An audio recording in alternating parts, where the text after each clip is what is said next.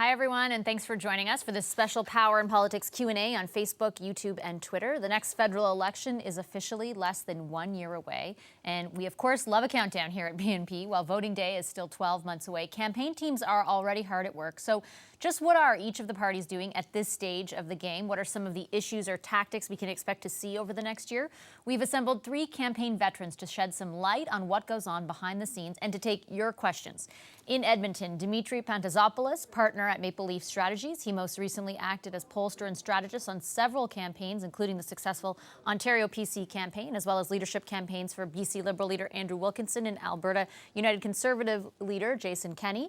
In Toronto, Brad Lavigne is a principal at Council Public Affairs and national NDP campaign director in 2011.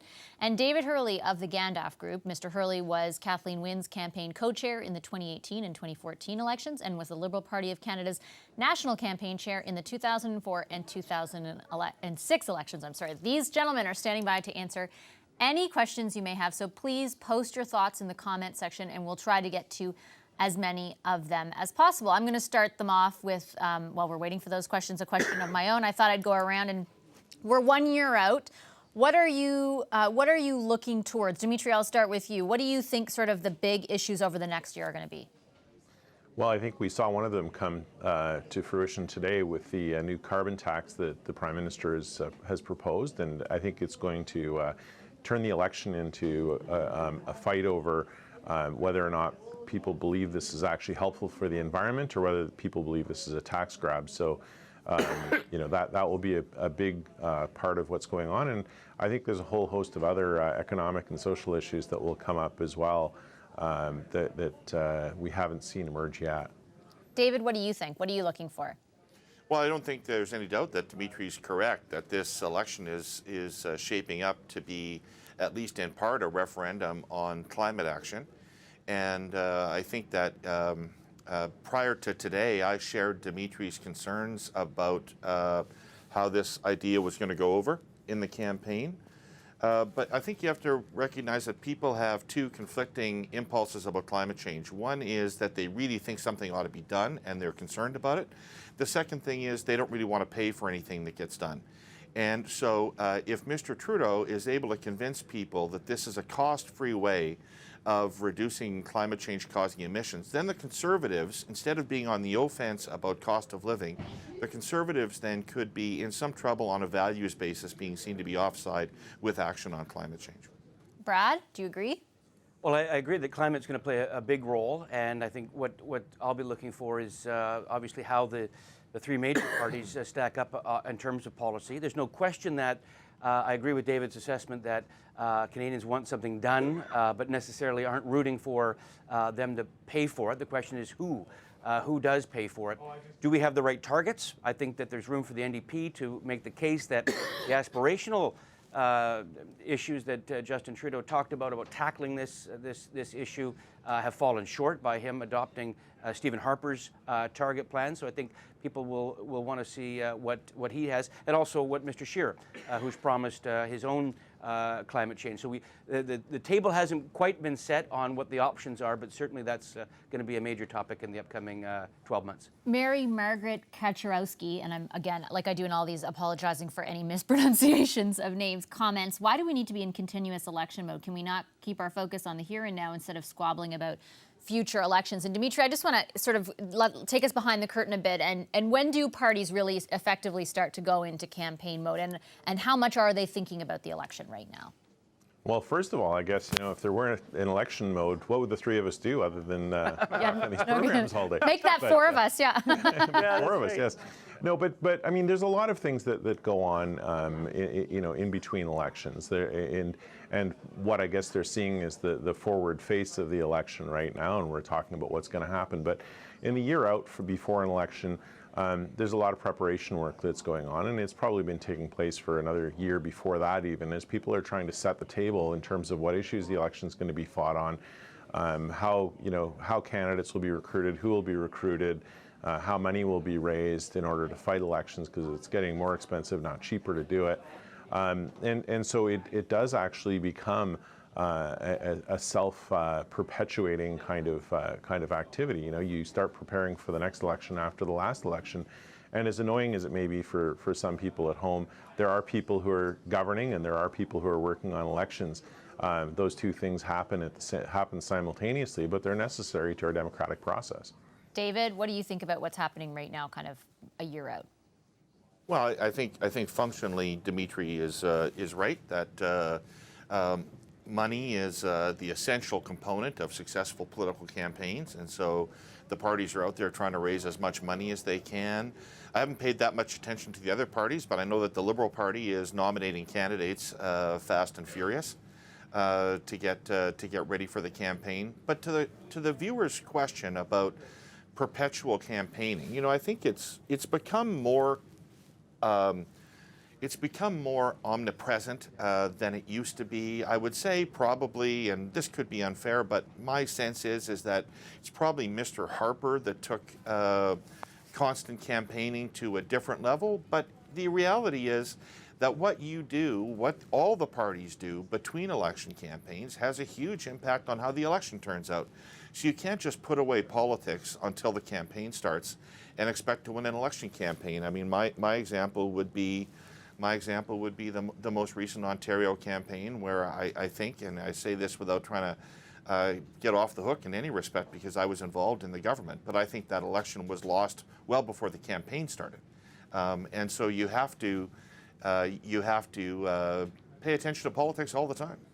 So David, just a quick point on that. Sorry to interrupt, but David, what were you doing between 2003 and 2006 when you worked with Mr. Martin? I think that was constant campaigning as well. I mean, look, these things ebb and flow based on the necessity of an election and based on a certain rhythm that things follow. And to try to blame it on one prime minister, or quote unquote blame on one prime minister or another is just silly. So, Brad, what do you think? Sorry. Well, yeah. Go ahead. I mean, the permanent campaign has been with us for a handful of years. I think there's a number of reasons for that. One is I think what happens globally. I think that campaigning has become more and more global recently. You see a lot more companies and individuals who sell their expertise on a global scale. It's not uncommon to see people be advisors in multiple countries all the time. So there's that aspect. I think social media has played a big role in all that. I think we also need to understand that we had, at the federal level, for sure, we had 7 years of minority parliaments. Between 2004 and 2011, we were in perpetual minority parliaments. You had to campaign the whole time because you never knew when the government was going to fall. And it's not like 1974 when the minority Trudeau government fell and everyone took a couple of days off and then took the trains back home, where the campaigns were many, many weeks long. We have a 35-day campaign now and have had for a handful of years. But that also, I think, has lent to that. As well. And there's 338 seats now. It's a big country. It's complex. It's diverse. You need the money in order to get out there. Television, which still plays a big role in politics. We can debate the merits of social versus traditional television. Very expensive to get your ads on, particularly when elections are run during NHL playoffs and when the Jays are making a run for the pennant. That's very expensive, and so you need to be ready, and therefore you have to keep your troops constantly at the ready. The last point I'll make on this topic is that more and more, I think Canadians at the federal level are open to voting for different parties. No longer is it the case previous generations where, depending on where you were, what religion you were, who your parents voted for, grandparents voted for, people are open to maybe going one party to another based on personality or policy. And to do that, to grab those people, you don't just need to whip up your traditional base, but you need to go find those those new base. I'm glad you brought that up, Brad. First, I'll just remind everyone to send in your questions on Twitter, Facebook, and YouTube, and we'll get to as many of them as we can. But Dimitri, I have a question that sort of picks up on what Brad just mentioned. Albert Lebestard asks, how is the PPC, the People's Party of Canada, how could it affect the next election? Do you think it will? Well, that's an excellent question. I think it remains to be seen what their impact will ultimately be, and I think that first of all, their impact will depend on their organizational strength and the strength of their message. But I would look for the potential for any opportunity for that party to start in Quebec, and we saw that with CAQ last week or 2 weeks ago when it was. When we had an historic change in Quebec after years of PQ and Liberal back and forth, you had a complete birth of a new party. that's typically that kind of populist sentiment and the growth of new parties typically only happen in two places in the country. One is where I'm sitting right now in Alberta, and the other is in Quebec, to a lesser extent in British Columbia as well. But those are the two places. So if the PPC is going to have any traction, it'll probably happen in those two places. I don't think at this point, given where they are, that they're going to be able to really have a serious impact in Alberta. But I would keep an eye on Quebec.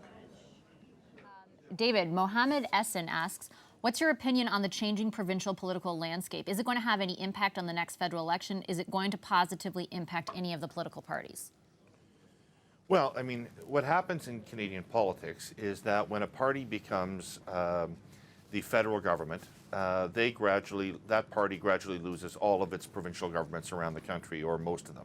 And then once you eventually lose the federal government, you start winning at the provincial level again. So this is the pattern that one generally sees. And I think, to be honest, and it's hard for me to say because I ran the Liberal campaign provincially, but it's probably actually to the benefit of the Trudeau Liberals to be a year from now running against the Doug Ford government, being able to use the Doug Ford government as a foil, as opposed to defending the Kathleen Wynne government and defending what that government's doing.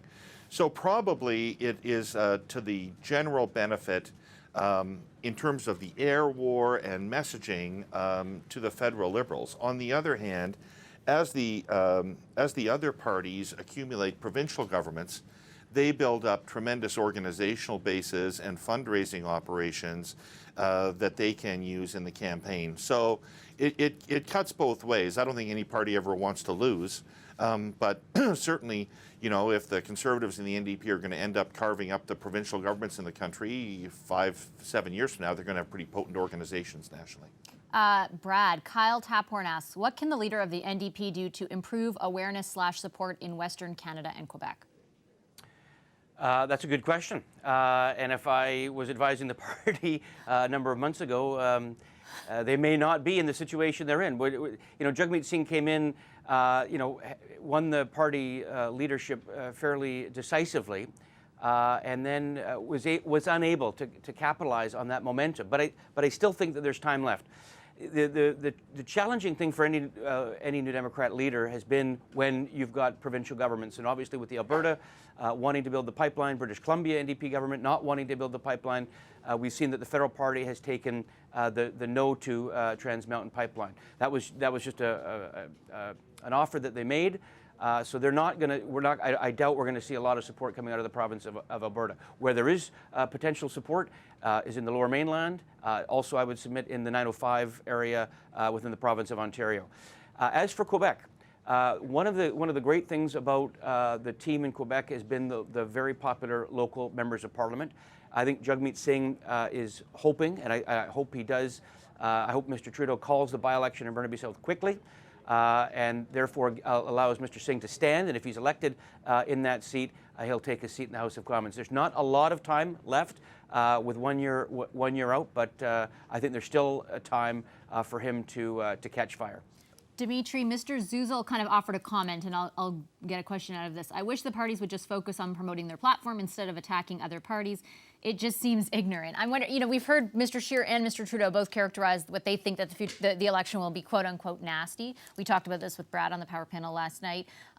You know, talk a bit about, if you can, the effectiveness of pointing out what you think is wrong with the other parties versus just talking about your own platform. Sure. So to start with, I think it was interesting that Mr. Trudeau said that. I mean, he said it was the nastiest campaign ever, and the first question that popped into my mind was, you know, and no offense to either man, but which person do you think has a more cutting edge? Is it Mr. Harper or Mr. Scheer? So I don't think Mr. Scheer is going to be the more nasty one historically. So it's possible that either Mr. Trudeau was talking about himself or may have been talking about Jagmeet Singh, which I don't see that in his character either. So perhaps he was just warning people about his own tactics. So it's pretty unclear what that meant.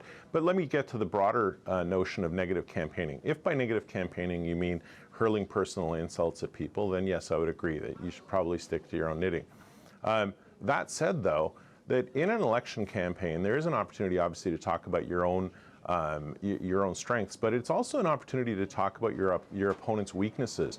And your opponent's not going to sit there and point out and say, yeah, we've got this great platform, but it's going to cost a lot of money. And, you know, Mr. Trudeau today coming out and saying, oh, we can solve climate change and you'll all get more money back. I mean, somebody has to challenge that. And if that's what people refer to as negative campaigning, then I would disagree. I think it's an important part of the public dialogue to say, look, your platform says this isn't going to work, and here's why, and here's what we would do instead.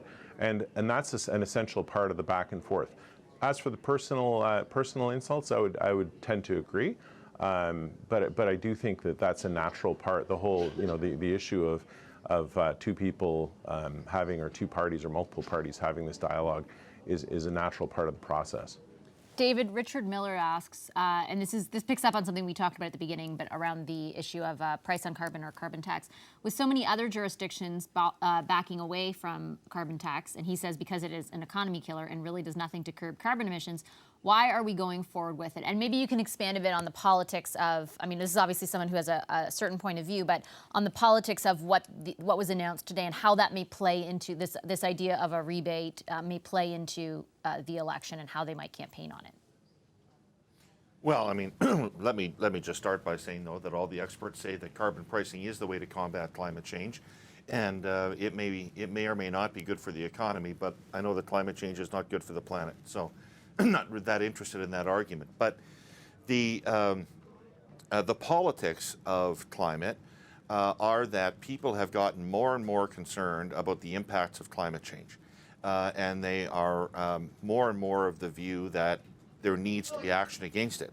It is competing with the notion in most households across the country that they're not doing very well and that their household budgets are strapped, and that's why most elections these days are about the cost of living and what people can do to help people improve the quality of life or standard of living. So before the announcement today, the notion of a tax on carbon ran straight into that buzzsaw of household budgets and affordability. By saying that everybody is going to get checks back and that most people are going to be better off as a consequence, hopefully that political aspect is removed from the thing. And I think what Mr. Trudeau is trying to do here is something that is hugely important, which is to create a politically durable answer to climate change. It doesn't do any good to have something in place for a year or two like we had in Ontario with cap and trade, and then Ford comes along and throws it out. This is going to require long, sustained action. It requires a policy that can have public support for a long period of time, and that's what Mr. Trudeau, I think, is attempting to accomplish. Vassy, can I just pick up on one of the elements of that question, and that is levies on carbon kill economies. And I would point to the two provinces that are leading in GDP growth right now, province of Alberta, which is leading the country, and they have a carbon levy, and British Columbia, which has had a carbon levy the longest of any. They're second in GDP growth. If you take a look at jobs, wages, everything in those two jurisdictions are up. So it is a false, and I know that this is part of the argument. The anti-climate change movement people want to say it's a passionate, emotional argument, and those that want to see a price on pollution are up in the head. But there is absolutely no facts to back up the fact that carbon pricing in Canada has killed economies. I have to get Dimitri in to respond to that. Brad, first of all, correlation is not causation. To suggest that the improvement in the Alberta economy is due to a I didn't say it was due to it. I didn't say it was due to it. Yeah, well, the reason that the economy in Alberta is up is because the economy in Alberta was so far down. This is just preposterous. And to suggest for a moment that the reason that as Mr. Trudeau wants to assert that we're all going to get more money by being taxed.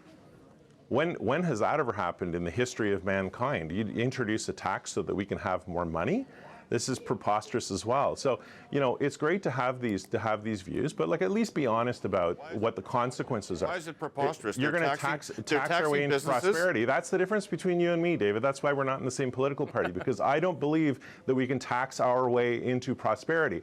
If you're going to say that you're introducing a tax to reduce carbon emissions, that's fine. Just be honest about it. Say that it's going to cost you more money so that we can reduce carbon emissions, because ultimately somebody is paying.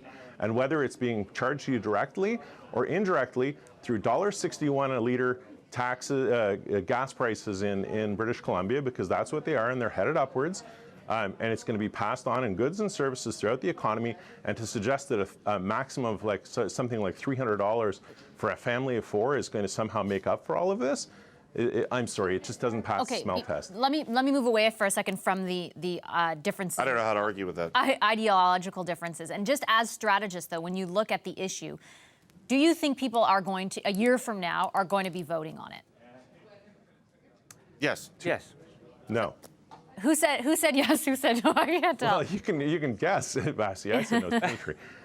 People are not going to be voting on this issue. I'm sorry. There's so many pocketbook issues and so many problems in the country right now that directly affect individuals. Politics are about ultimately what affects you and me. And you guys can talk all you want in the abstract about climate change, and it may be an important issue in the abstract, but when it comes down to voting, people are actually making decisions that affect them personally. Here's why I would submit that this will be a central part of the conversation.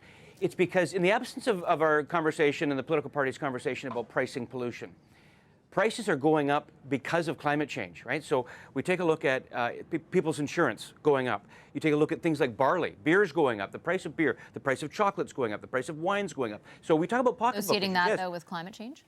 Yeah, you can associate it with climate change because when crops become more expensive, like the report that was on CBC News.ca was in the last 10 days, talking about that these crops, for example, that we consume in Canada are going up because there's less time for harvest, because harvests are being lost. The prices of the things that we buy on a day-to-day basis are going up because of climate change. So you could do nothing to put a price on carbon. That still doesn't mean that the pocketbooks are better off for Canadians. It's precisely the opposite. If we don't do anything, costs of things are going to continue to rise and the planet will be destroyed. And you're suggesting... I guess my question is if you think that I understand that arguments are being made, but I'm wondering if you think that people are actually absorbing that, and that is what they're thinking about when they're voting, or will. The Conservatives and the Liberals are setting this up to be the ballot question of the election campaign. So it is going to be the ballot question of the campaign because both of the two combatants for government want it to be the ballot question. And one of them is wrong politically, and we'll find out.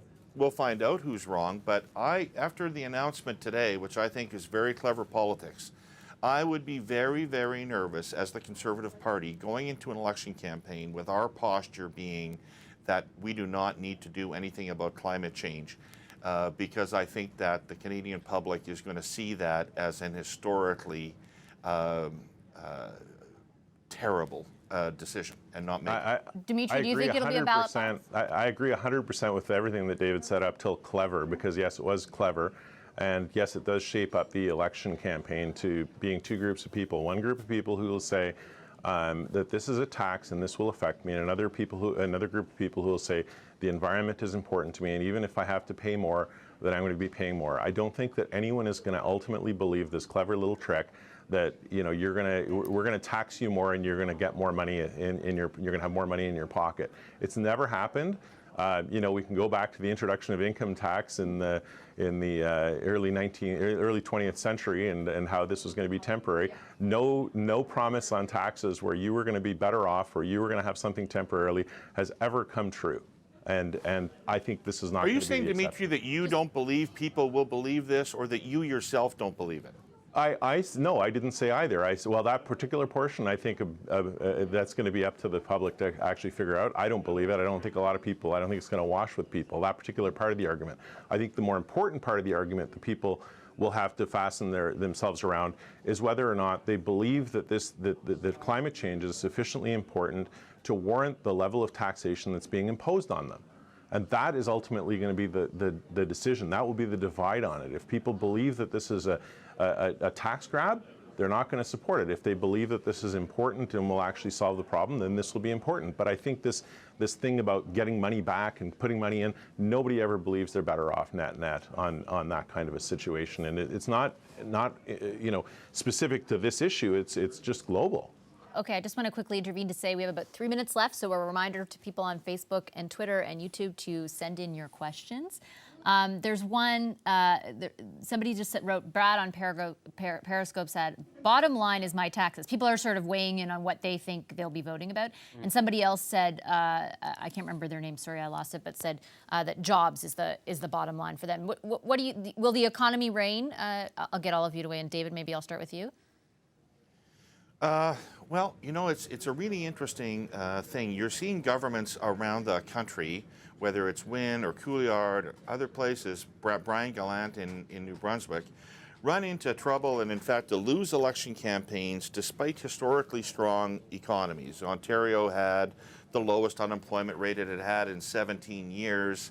It was leading the G7 in GDP growth. By those measures, the Ontario economy was strong.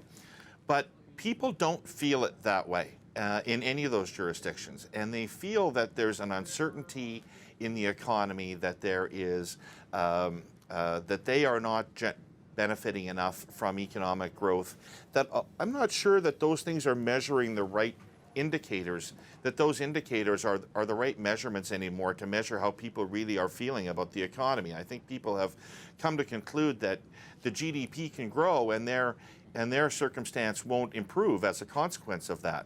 So I think the economy is going to be an issue. And I think that for significant numbers of people, there's a basic insecurity, anxiety about their place in the economy, their kids' place in the economy, that is going to be important to politics, has been important to politics all around the world for the last decade and will continue to be. Brad, you're nodding, yeah. Well, I think the economy always plays a role. People rank what issues are important to them, and it's always in the top tier because it affects so many things of their life. I think you would look at a handful of things. In addition to the point about whether or not, and I would add to the list, David mentioned Kathleen Wynne in Ontario, Couillard in Quebec, strong economies on paper for sure. Same in British Columbia.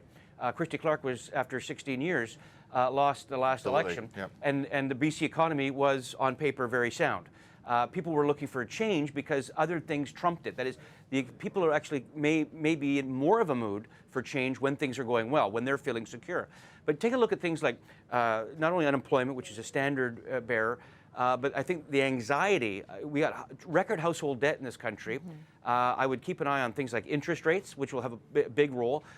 You know, the sandwich generation in this country are in debt up to their eyeballs because borrowing was so cheap. Look at the hot housing markets in places like Vancouver, Toronto. People are extended.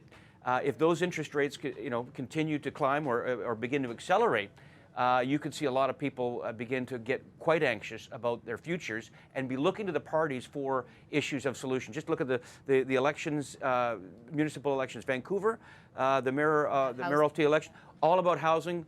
Toronto, similar things. To say nothing of other municipalities in Ontario and throughout British Columbia. Housing was a big issue, and affordability of housing was front and center. So those issues will certainly play a role in the upcoming year. Dimitri, final word to you. I agree 100% with both of what they said. Economic anxiety is the driver of all of these things. It's going to be the #1 issue. It always was. I think at the end of the day, the people, voters, say to themselves, if this is all going so great, how come I feel so stressed? And that is ultimately what the election will come down to, I believe. Okay, well, we have a year to figure it all out. Thank you so much to all three of you, and thanks to all of our viewers online for your great questions. Thanks to David Herle, Brad Lavigne, and Dimitri Pantazopoulos. Thank you. That's it for us. Thanks, guys. Thank you, Vassy. Thank you.